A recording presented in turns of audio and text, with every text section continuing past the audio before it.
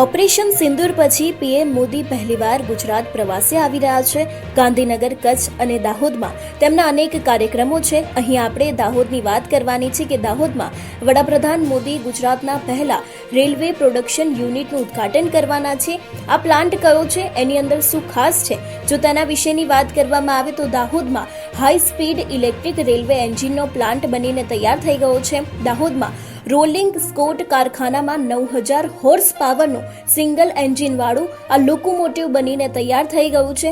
એટલું જ નહીં, દાહોદમાં તૈયાર થયેલું 9000 હોર્સ પાવરનું સિંગલ એન્જિન એવું છે કે જેનાથી માલગાડીમાં 120 કિલોમીટર પ્રતિ કલાકની સ્પીડ છે તે દોડી શકશે।